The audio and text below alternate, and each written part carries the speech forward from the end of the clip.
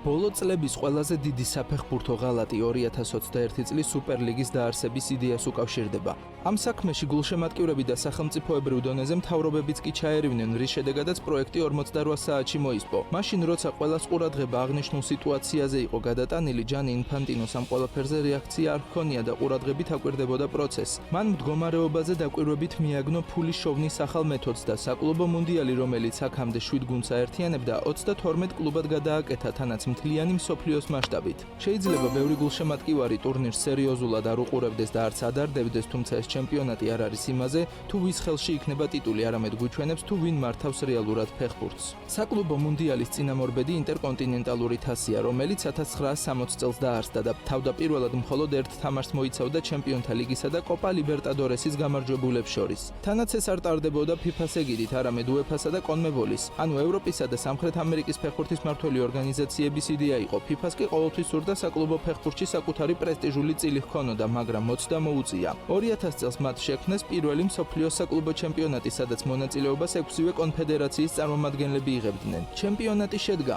ბრაზილიურმა კორინთიანსმა მოიგო, მაგრამ შემდეგ ღონისძიება გაუჩინარდა. სუსტმა ორგანიზებამ, მაყურებელთა ინტერესისა და ფინანსების ნაკლებობამ დებიუტშივე გამოუთხარა საძირკველი ტურნირს. პარალელურად კი ჩემპიონთა ლიგის პოპულარობა და შემოსავლები პიკში იყო. FIFA-ს გონზე მოსასვლელად 5 წელი დასჭირდა, რა დროსაც ხელახლა ჩაუშვეს საფეხბურთო კალენდარში საკლუბო მუნდიალი, თუმცა გულშემატკივართან ერთად სერიოზულად არც თავად გუნდები უყურებდნენ ტურნირს, რადგან მათთვის ეს უფრო პრესეზონის მოსამზადებელ ამხანაგურ მატჩებს წარმოადგენდა. მაგრამ FIFA არ დანებდა და 2 დეკადის შემდეგ რას ვხედავთ?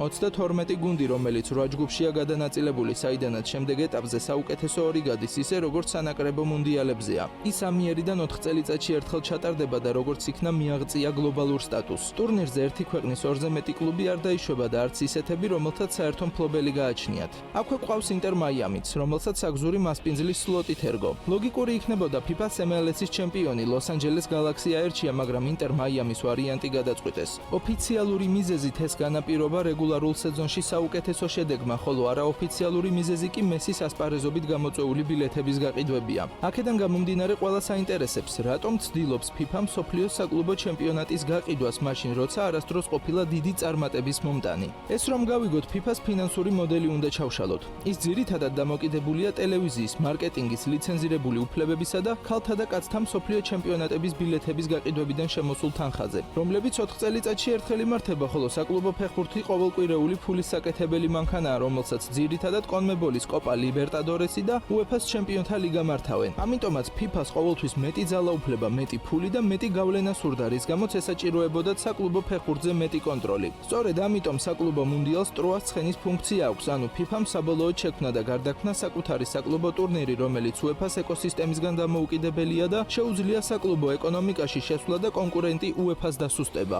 ამისათვის მხოლოდ რეფორმები საკმარისი არ არის.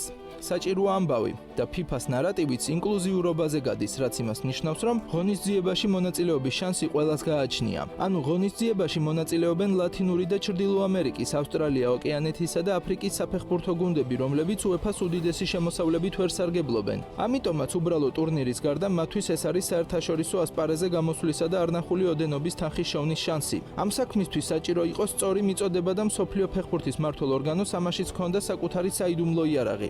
სტრიმინგ პლატფორმა DAZN, რომელიც 63-ვე თამაშს სრულიად უფასოდ აშუქებს პლატფორმაზე რეგისტრირებული მომხმარებლებისთვის. ეს კი იმას ნიშნავს, რომ საკლუბო მუნდიალი ჩემპიონთა ლიგისგან განსხვავებით ყველაზე გლობალურად ხელმისაწვდომი ტურნირი გახდა მსოფლიოში. ანუ პლატფორმა მაყურებელს საკუთარ არხზე ზაფხულშიც კი ტოვებს, იმ პერიოდში, როცა სეზონი არ მიმდინარეობს. ამით იკვრება ერთგვარი სამკუთხედი. გადმოცემის თანახმად DAZN-მა $1 მილიარდი გადაუხადა FIFA-ს საკლუბო მსოფლიოს ჩემპიონატის უფლებებისთვის, მაგრამ ამ გარიგებამდე მცირე ხნით ადრე როგორღაც საუდის არაბეთმა ჩადო მილიარდობით დოლარის ინვესტიცია პლატფორმაში. სწორედ ამ ფაქტს უკავშირდება ის, რომ ტურნირის საპრიზო ფონდი მილიარდს შეადგენს. ეს არაბების ფულია. შესაბამისად, არაბებმა 2024 წლის მსოფლიოს ჩემპიონატის მასპინძლობის მიღებისთვის ასე გადაუხადეს მადლობა FIFA-ს. მიუხედავად იმისა, რომ ამ წამს UEFA-ს ჩემპიონთა ლიგა ყველაზე მძლავრი ლიგაა დედამიწაზე, FIFA საკლუბო მუნდიალი უდიდესი განაცხადია მათთვის კონკურენციის გაწევის მიზნით. არაბული ინვესტიციებითა და DAZN-თან პარტნიორობა განმარტებით FIFA-მ თავისი აზრით შექმნა სტრუქტურა, რომელიც გრძელვადიან პერსპექტივაში UEFA-ს დაჯაბნის. UEFA ამ დროს ხელებს შეკრულია, რადგან ტოპ ევროპული კლუბები უზარმაზარ ფულს შეულობენ ახალი ჩემპიონატიდან და UEFA-ს ესაჭიროება მათი ერთგულება, თუ არა და რისკების შემთხვევაში სუპერლიგის დაფუძნების შანსები გაიზრდება. თუ კი FIFA-ს გეგმა გაამართლებს, ფეხბურთის გლობალური ეკონომიკა ძირფესვიანად შეიცვლება. გაამართლებს კი? ჯერ არ ვიცით. ფურცელზე ყველაფერი მიმზიდველია ოცნების მატჩები ისეთ გუნდებს შორის, რომელთა დაპირისპირებასაც მხოლოდ სიზმარში თუ უნახავდით. თანაც ეს ყველაფერი უფასოდ და ამერიკის ულტრათანამედროვე სტადიონებზე, რომელიც ნელ-ნელა ალღოს უღებს ევროპულ ფეხბურთს. მაგრამ ყველაფერთან ერთად რამდენიმე პრობლემაცაა. პირველი ეს მოთამაშეთა ჯანმრთელობას ეხება. ზაფხული ერთადერთი პერიოდია, როცა 2 ან 3 კვირით ფეხბურთელებს დასვენებისა და ძალების აღდგენის საშუალება ეძლევათ. ახალი ტურნირის დამატება კი ნიშნავს ამ პერიოდის წართმევასაც. მენტალური და ფიზიკური გადაწვის საფრთხე რეალურია. წვრთნელები შეშფოთებას გამოთქვამენ და ზოგიერთი საფეხბურთო ორგანიზაცია FIFA-ს უჩივის კიდეც. აწ უკვე ნაპოლის ნახევარმცველი კევინ დე ბრუინი კი ამბობს, რომ მოთამაშეთა მოსაზრებაზე ხმამაღალი ფულის ხმაურია. მეორე პრობლემა ფულია. მეტი თამაში ნიშნავს მეტ თანხას ოღონდ FIFA-სთვის. საპრიზო $1 მილიარდი ყველა გუნდზე თანაბრად არ ტყდება. ევროპა ტურნირზე 12 კლუბს უშვებს, ანუ უფრო მეტს ვიდრე დანარჩენები და მათგან დონის გათვალისწინებით დომინაცია მოსალოდნელია. ანუ $1 მილიარდიდან ლომის წილი სწორედ ევროპულ კლუბებს გადაეცემათ. ეს კი პრობლემას კიდევ უფრო აღრმავებს. მაგალითად, მიუნხენის ბაიერნი, რომელიც გერმანიაში ყველაზე წარმატებული და მდიდარი კლუბია, საკლუბო მუნდიალიდან მხოლოდ მონაწილეობისთვის 28 მილიონს აიღებს, ხოლო ტურნირზე გამარჯვების შემთხვევაში 126 მილიონს, რაც უფრო მეტია ვიდრე ბუნდესლიგიდან სატელევიზიო ტრანსლაციებით მიღებული შემოსავლები. ანუ მდიდარი კლუბები უფრო გამდიდრდებიან, ფინანსური დისბალანსი გაიზრდება და ფერმერთა ლიგებზე შექმნილი სახალისო ფოტოები უკვე მოცემულობა გახდება. ამას მივყავართ მესამე პრობლემამდე, რაც არის ზედმეტად ბევრი ფეხბურთი ძალიან ცოტა მნიშვნელობით. ეს ძირითადად იმ ეროვნულ ჩემპიონატებს ეხებათ, რომელთა ჩემპიონის ბედიც უკვე მარტშია ხოლმე გადაწყვეტილი. კარგი მაგალითია ამერიკული ფეხბურთი, ანუ NFL-ი, რომელიც რეგულარულ სეზონში თითო გუნდზე მხოლოდ 17 თამაშს ატარებს, რაც აძლიერებს ინტრიგას, მოგებებს ენიჭება წონა და სასწორზეც უფრო მეტი რამაა დადებული. ამიტომაცაა, რომ ყველა თამაშზე დასწრებადობის მიხედვით აქ სრული ანშლაგია.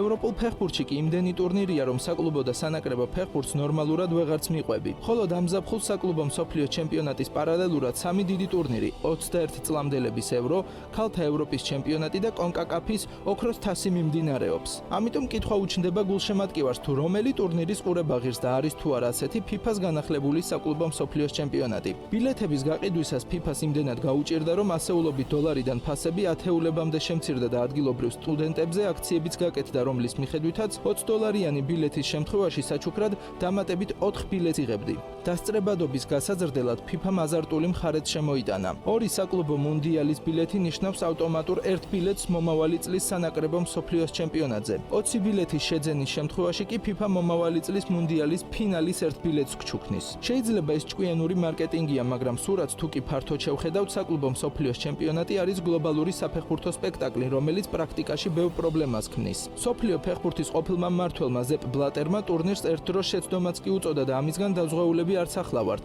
ადვილია ეს ტურნირი 2021 წელს კრახისთვის განწირულ სუპერლიგის პროექტში ადარო, მაგრამ ამჯერად პროტესტი არ გამოთქმულა. ეს კი იმან გამოიწვია, რომ FIFA ჩემპიონატს ფუთავს როგორც თამაშის ზრდისა და ინკლუზიურობის კომპონენტს. ეს ამ ტურნირზე მკვეთრად ჩანს. თუ კი ფეხბურთი ეკუთვნით ლონდონელებს, პარიზელებსა და მადრიდელებს, ზუსტად ანალოგიურად ეკუთვნით კასაბლანკელებს, ოკლენდელებსა და ერ-რიადელებს, მაგრამ ასევე მკვეთრად გამოხატულია, რომ ყველაზე მეტად ფეხბურთი კოსტიუმში გამოწყობილ ხალხს ეკუთვნით ციურიხიდან.